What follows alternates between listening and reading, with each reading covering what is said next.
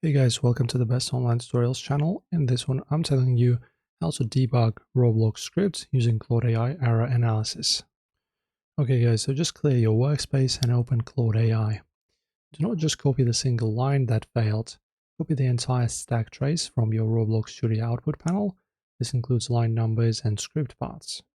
Paste the error stack trace alongside your full target script code and explicitly declare whether this code is executing as a script or a local script or a module script.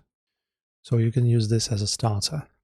And then you can use the strict behavioral directive to force Claude to analyze the bug structurally instead of just spitting out random code adjustments.